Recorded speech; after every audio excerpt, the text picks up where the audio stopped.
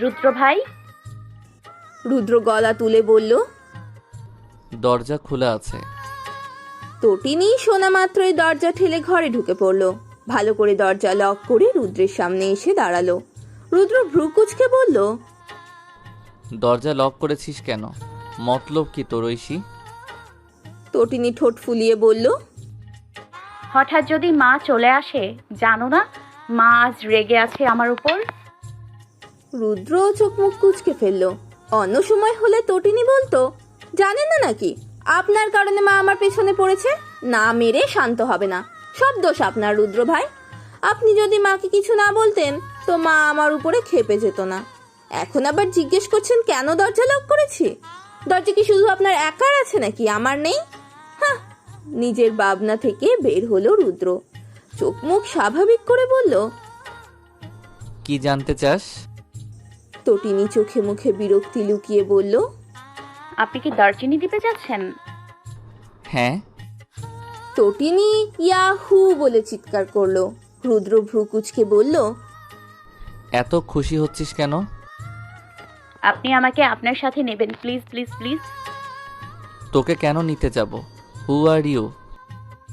তটিনী অসহায় চোখে তাকিয়ে বলল, এমন করবেন না রুদ্র ভাই, আমি সত্যিই যেতে চাই, প্লিজ।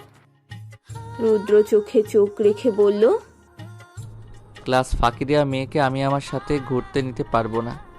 যেই মেয়ে বড়দের সম্মান করতে জানে না তাকে তো কখনোই না। তটিনী এবার কাঁদো কাঁদো মুখ করে বলল, তাহলে আপনি সত্যিই নেবেন না? না। আমি আর কখনো ক্লাস ফাঁকি দিব না রুদ্র ভাই। দারচিনি দ্বীপ ঘুরে এসে মন লাগিয়ে ক্লাস করব, স্কুলেও নিয়মিত যাব, বান্ধবীদের চুলে ধরে টানবো না, আইসক্রিম ফুচকাও খাবো না, হোমওয়ার্ক করব নিয়মিত। আমার আপনার শার্টে কখনো সর্দি মুছবো না। বলতে বলতে নাক টেনে রুদ্রের শার্টে সর্দি মুছল তটিনী। রুদ্র একটানে নিজের শার্ট খুলে ছুঁড়ে ফেলে কটমট করে তাকালো। তটিনী কিটকিট করে দাঁত বের করে হেসে বলল, আপনি যদি আমাকে নিয়ে না যান তো এখন আমি চিৎকার করব, বলবো আপনি আমাকে রুমে জোর করে নিয়ে এসে দরজা বন্ধ করে দিয়েছেন।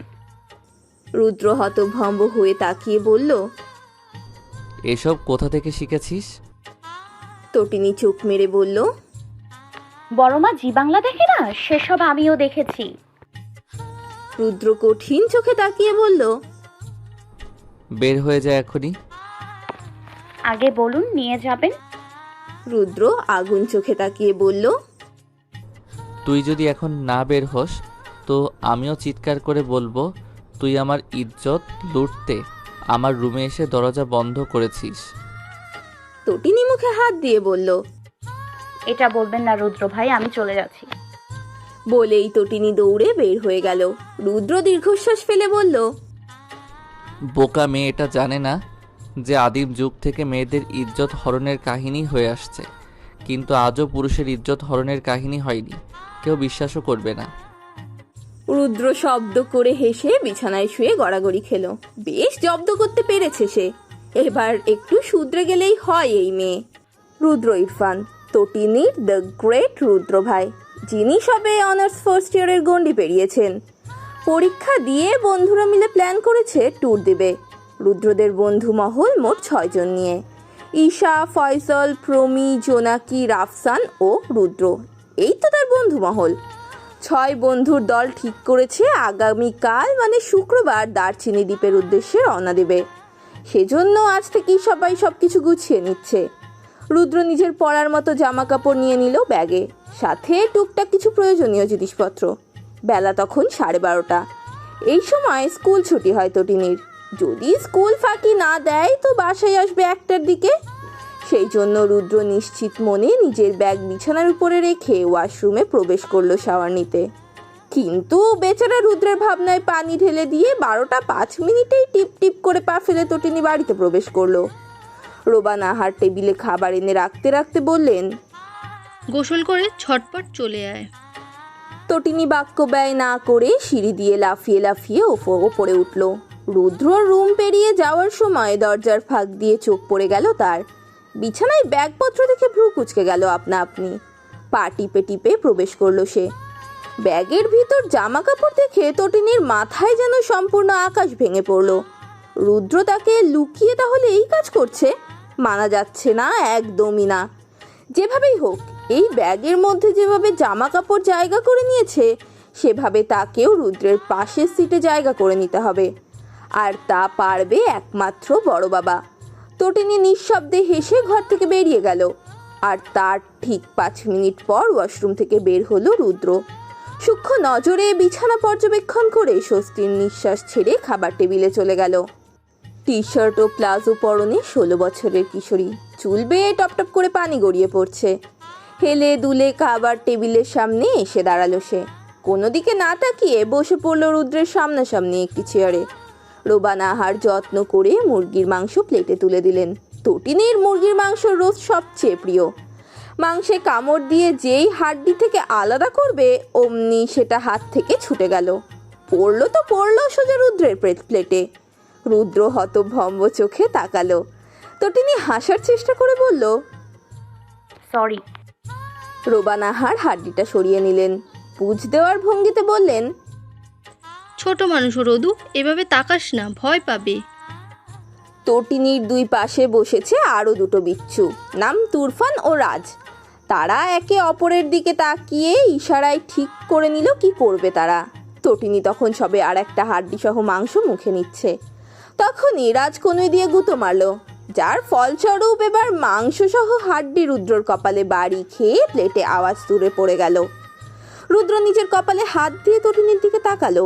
রুদ্রের চাহনি দেখে কিছু বোঝা যাচ্ছে না, কেমন নির্লিপ্ত চাহনি তার। তটিনী ভয়ে ভয়ে বলল, আমি ইচ্ছে করে করিনি রুদ্র ভাই। রাজ ও তুরফান একে অপরের দিকে তাকিয়ে ইশারায় চিয়ার আপ করলো। তটিনী কাঁদো কাঁদো মুখ করে বলল, আমি সত্যি এবার ইচ্ছে করে করিনি রুদ্র ভাই। রুদ্র ঠাস করে নিজের প্লেট নিয়ে উঠে সোফাতে চলে গেল। ঈশানী মেয়ের দিকে কটমট করে তাকিয়ে বললেন, তোর জন্য ছেলেটা এক দণ্ড শান্তি পায় না, সব সময় বাদরামি করতে হবে কেন? তোর একটু শান্ত থাকতে পারিস না তুই? রোবানা আহার বললেন, আরে ছাড়ো ওকে, বুঝিনি, বাচ্চা মানুষ। হ্যাঁ, ও তো বাচ্চা। আর রাজ তুরফান তো বুড়ো হয়ে গেছে। ওদের দুজনকে দেখেছেন ওর মতো কখনো এমন করতে? বাচ্চা বাচ্চা বলে ছাড় দিয়ে দেই বলেও দিন দিন এরকম হচ্ছে আপা। ঈশানী তরকারির বাটি নিয়ে রুদ্রের পাশে গেলেন। প্লেটে তরকারি তুলে দিতে দিতে বললেন, কিছু মনে কর না রুদ্র, এই মেয়েটা শুধরাবে না। তোমার সাথে বেয়াদবি করলে থাপ্পড় মেরে দিবে, তাহলে বড়দের সম্মান করতে শিখবেও। রুদ্র হেসে বলল, ব্যাপার না চাচি আম্মা, আর একটু বড় হোক এমনি বোঝ আসবে।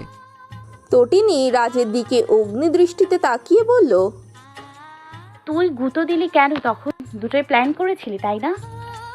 রাজ অসহায় বাচ্চার মতো তাকিয়ে বলল, কি বলিস এসব? আমরা তো ভদ্র বাচ্চা, প্ল্যান করতে পারি নাকি আবার?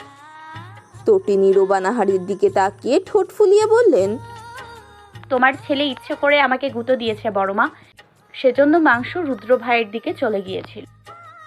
রোবানা আহার ছেলের দিকে তাকিয়ে গম্ভীর স্বরে বললেন, টটিনি, যা বলছি তা সত্যি।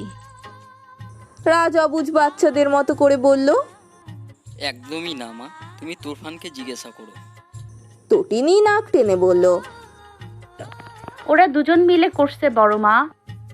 রোবানা আহার কিছু বলার আগে হুঙ্কার দিলেন ঈশানী। তেড়ে এসে বললেন, শেষ হয়েছে তোর বিচার দেওয়া? ছেলেগুলো তোর জন্য শান্তিই পায় না, সারাদিন তো বাইরে থাকে, বাসাতে কয়েক ঘন্টা থাকে, সেটাও তোর সহ্য হয় না। ওরা কি এখন তোর জন্য রাস্তা থাকবে? রোবানা আহার গলা উঁচু করে বললেন, থামো তো, ওকে বকছো কেন? নিশ্চয়ই ওরা করেছে, সেজন্য বিচার দিয়েছে। সব সময় কি ইচ্ছে করে সব করবে নাকি? আপনি ওকে চেনেন না পা, বাপের মতো বজ্জাত হয়েছে। তটিনী চোখের জল মুছে বলল, আজ থেকে আমি তাহলে একাই খেতে বসবো, তোমাদের সাথে আর কখনো খেতে বসবো না। বলেই তটিনী সিঁড়ি বেয়ে নিচের রুমে চলে গেল। রোবানা আহার সবার দিকে তাকিয়ে বললেন, হয়েছে তোদের? শান্তি পাচ্ছিস তোরা? মেয়েটা খেতেও পারল না তোদের জন্য। সব সময় ওর পেছনে না লাগলে চলে না তোমাদের। চলে গেছে তো, এবার 4 জন শান্তি বসে খাও। রোবানা আহার গট গট করে নিচের রুমের দিকে চলে গেলেন। ঈশানী মন খারাপ করে বললেন, দেখেছো রুদ্র, দুষ করলো কে আর দোষী হলো কে? রুদ্র হাত মুছতে মুছতে বলল। আমি দেখছি। বিছানায় মাথা নিচু করে বসে আছে তটিনী।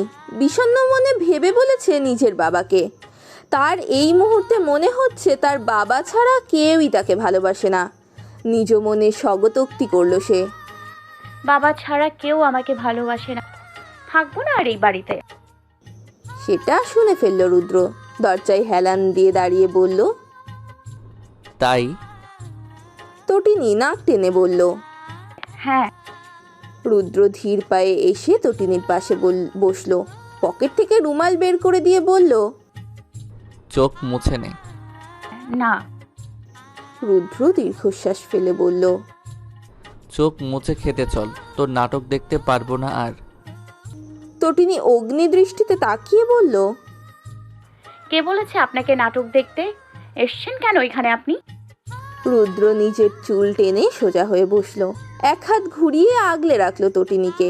তটিনী এবার মৃদু শব্দ করে কেঁদে উঠল। রুদ্র হেসে বলল। এত কান্না কই পাস তুই? ক্লান্ত হোস না? তটিনী উত্তর দিল না। রুদ্র মুচকি হেসে বলল। দারুচিনি দ্বীপ যাবি? তটিনী চোখ তুলে তাকালো। রুদ্র চোখের ইশারায় জিজ্ঞেস করলো। যাবি? তটিনী রুদ্রের গলা জড়িয়ে ধরে বলল। সত্যি নেবেন আমায়? রুদ্র মাথা নাড়িয়ে হ্যাঁ বলল। তটিনী ঠোঁট ফুলিয়ে বলল। আগে আপনি সরি বলুন। রুদ্র অবাক হয়ে বলল। কেন? আপনার ভাই ইচ্ছে করে আমাকে গুঁতো মেরে আপনার দিকে মাংস ফেলে দিয়েছে। আপনি সেটা দেখেও চুপ করেছিলেন। আপনাকে বকা খেতে দেখে আনন্দ পাচ্ছিলেন। রুদ্র মিনমিন করে বলল। সরি। তটিনী দাঁত বের করে হাসল। রুদ্র হাত টেনে নিয়ে যেতে যেতে বলল। খেতে চল, তুই খাসনি বলে আমার মা জননী না খেয়ে বসে আছেন। শুক্রবার, আবহাওয়া ঠিক কিরকম সেটা আন্দাজ করা যাচ্ছে না। হঠাৎ প্রচণ্ড হাওয়া তো হঠাৎ রোদ্দুর, হঠাৎ হঠাৎ আবার একটা দুটো বৃষ্টির ফোঁটা টপ টপ করে পড়ছে মাটিতে। এই জটিল আবহাওয়াতে রুদ্রের সাথে ব্যাগপত্র গুছিয়ে গাড়িতে চড়ে বসেছে তটিনী। পরনে জিন্স ও ফতুয়া, উপরে জ্যাকেট পরা। চোখে সানগ্লাস লাগিয়ে ভাব নিয়ে গাড়ির জানলার ফাঁক দিয়ে আশেপাশে তাকাচ্ছে সে। রুদ্র নিজের চোখ থেকে সানগ্লাস খুলে নিয়ে বলল।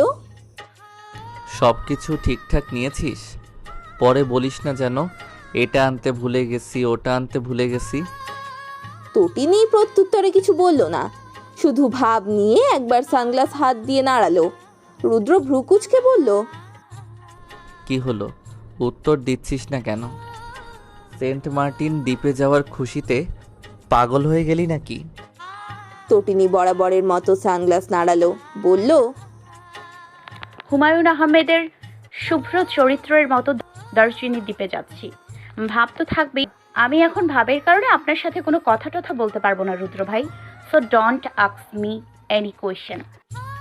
রুদ্র নাকমুখ কুচকে বলল। ইংরেজরা তোর ইংলিশ শুনলে জ্ঞান হারাতো, সেটা তুই জানিস? তটিনী সানগ্লাস নাড়িয়ে বলল। সেন্ট মার্টিনে ঘুরতে যাচ্ছি, সম্মান দিয়ে কথা বলুন, না হলে আপনাকেই অজ্ঞান করে দিব। রুদ্র থমথমে মুখশ্রী নিয়ে চুপ হয়ে গেল। গাড়ি চলতে শুরু করলো। গাড়িটা তাদের পৌঁছে দেবে সায়দাবাদ। সেখান থেকে বাকি 5 জনের সাথে মিলিত হবে তারা। সন্ধ্যা 7টার দিকে সায়দাবাদ পৌঁছে তটিনী রুদ্রের হাত ধরে কাঁধে ব্যাগ নিয়ে নেমে দাঁড়ালো। তখনই তাদের ঘিরে ধরল এক দল তরুণ তরুণী। তটিনী সানগ্লাস নাড়িয়ে বলল। আপনারা কারা? এভাবে ঘিরে ধরেছেন কেন? সরে দাঁড়ান বলছি। উফ বাবা, দম বন্ধ হয়ে গেল আমার। রুদ্র গম্ভীর স্বরে বলল। সাইলেন্স ঐশী, ওরা আমার বন্ধু হয়। তোমার দুয়ানার ভাব তোমার কাছেই রাখো আপাতত, না হলে মান সম্মান নিয়ে যাত্রা করতে পারবে না। তটিনীর হৃৎপিণ্ডে লাগলো যেন কথাটি। এক টানে সানগ্লাস খুলে বলল। হু আর ইউ? এসব বলার আপনি কে? আমি তোমার কাজিন হই। তোমাকে আমার দায়িত্বে পাঠানো হয়েছে বাসা থেকে। তুমি কি ভুলে গেছো? তটিনীর ভাব যেন পুনরায় ফিরে আসলো। সে বলল। সেটা বাড়ি থেকে বের হয়েই আমি ভুলে গেছি। আপনিও ভুলে যান। এই মুহূর্তে আমরা কোনো কাজিন নই, শুধুমাত্র যাত্রার সঙ্গী। ওকে? রুদ্র দীর্ঘশ্বাস ছেড়ে নিজের বন্ধুদের দিকে তাকালো, যারা হাঁ করে তাকিয়ে আছে এতক্ষণ তটিনীকে পর্যবেক্ষণ করছে। প্রমি তটিনীর দিকে হাত বাড়িয়ে দিল, বলল, হাই, আমি প্রমি আজাদ, রুদ্রের বন্ধু। তুমি আমাদের যাত্রার সঙ্গী হতে চলেছ। তটিনী আলতো করে হাত মিলিয়ে বলল, হ্যালো, আমি তটিনী ইফরাত ঐশী। আপনার যাত্রাপথের সঙ্গী হতে পেরে আমার অনেক ভালো লাগবে। প্রমির পাশ থেকে ফয়সাল ফিসফিস করে বলল, স্কুলের ইংলিশ বই থেকে ডায়লগ শিখে এসেছে নাকি? প্রমি তটিনীর দিকে তাকিয়ে হাসার চেষ্টা করে ফিসফিস করে বলল, চুপ কর, শুনে ফেলবে বাচ্চা মেয়ে। তটিনী কথাগুলো শুনে ফেলল। তার কান বরাবরই এক্সপার্ট মানুষের কথা শুনতে, কিন্তু সে সেটার বিনিময়ে কোনো উত্তর দিল না। তিতা হলেও সত্য, সে সত্যিই স্কুলের ইংরেজি বই থেকে ডায়লগ মুখস্থ করে এসেছে। যাত্রাপথে ভাব নিতে হবে না। এবার হাত বাড়িয়ে দিল জোনাকি, বলল, কেমন আছো ঐশী? তোমার কথা অনেক শুনেছি রুদ্রর কাছ থেকে। তটিনী হাত মিলিয়ে বলল, I am fine, what about you? Jonaki মুচকি হেসে বলল, I am also fine cute girl. তারপর হাত বাড়ালো ঈশা। সে বলল, আমি হেই নটিগাল, আমি ঈশা আহমেদ, রুদ্রের বন্ধু। তটিনী এবারও হাসি মুখে হাত মিলিয়ে বলল, আমি রুদ্রের কেউ হই না, আমি তটিনী ইফরাত ঐশী। রুদ্রের কানে কানে রাফসাল বলল, তোর না কাজিন হয়? রুদ্র গম্ভীর স্বরে বলল, বাড়ি থেকে বের হবার পর সে আমার কিছু হয় না, আপাতত আমরা অপরিচিত। রাফসান হতভম্ব চোখে তাকিয়ে বলল, মেয়েটি এত বাচ্চা? তটিনী এবার নিচ থেকে এগিয়ে এসে রাফসানের দিকে হাত বাড়ালো, বলল, হ্যালো মিস্টার, আই এম তটিনী ইফরাত ঐশী। রাফসান হাত মিলিয়ে বলল, আমি আপনার নাম জানি, আপনাকে বলতে হবে না। আশা রাখছি আপনিও আমার নামটা জেনে থাকবেন। তটিনী ভাব নিয়ে চোখে সানগ্লাস পরে বলল, সবার নাম মনে রাখার মতো সময় আমার নেই, তো চলুন টেকনাফের উদ্দেশ্যে রওনা দেওয়া যাক। রুদ্র গম্ভীর স্বরে নিজের ব্যাগ নিয়ে আগে আগে হাঁটতে লাগলো। তটিনী নিজের ছোট ছোট পা নিয়ে পিছিয়ে পড়লো। অগত্যা ভাব ছেড়ে দৌড়ে রুদ্রের হাত ধরে হাঁটতে লাগলো।